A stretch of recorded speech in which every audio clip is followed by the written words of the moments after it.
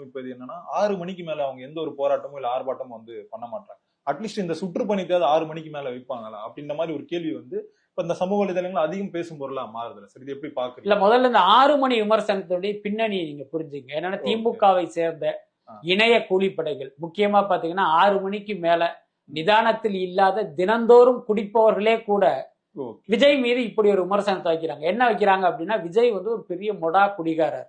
6 மணிக்கு மேல அவருக்கு குடிக்கலைன்னா கையெல்லாம் நடுங்கிடும். இது என்ன ஸ்ட்ராட்டஜி தெரியுமா? விஜயகாந்த் வந்து ஒரு குடிகாரனாக சித்தரித்து அவரை காலி பண்ணாங்கல்ல, கிட்டத்தட்ட அதே டெம்ப்ளேட் விஷயத்தை விஜய் மேல அப்ளை பண்ண பாக்குறாங்க. நான் சொல்றேன், விஜய் பாத்தீங்கன்னா அவருடைய முதல் படத்தில் இருந்த எனக்கு வந்து பர்சனலாவே எனக்கு தெரியும். என்ன எனக்கு தெரியும், இவர்கள் சொல்கிற மாதிரியான குடிப்பழக்கம் விஜய்க்கு கிடையாது. ஒருவேளை சோசியல் ட்ரிங்கராக ஏதோ ஒரு பார்ட்டியில வேணா குடிப்பதற்கு வாய்ப்பு இருக்கு. இவங்க சொல்ற மாதிரி 6 மணி ஆனா குடிச்சிருவாரு, 6:30 மணி ஆனா கை நடுங்க, அப்படியெல்லாம் அப்படிப்பட்ட ஆள்லாம் விஜய் கிடையவே கிடையாது.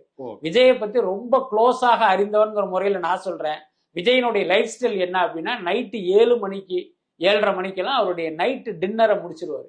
ஏர்லி டின்னர் அதான் அவருடைய பழக்கம். அதிகபட்சம் பாத்தீங்கன்னா ஒரு 8:30 மணி 9 மணிக்கெல்லாம் தூங்கிடுவாரு. காலையில 5-5:30 எந்திரிச்சிருவாரு. இதுதான் அவருடைய லைஃப் ஸ்டைல்.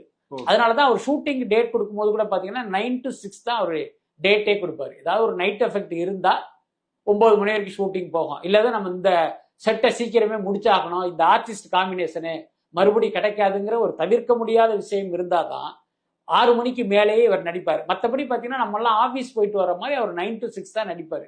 இது வந்து அவருடைய வாழ்க்கை முறை.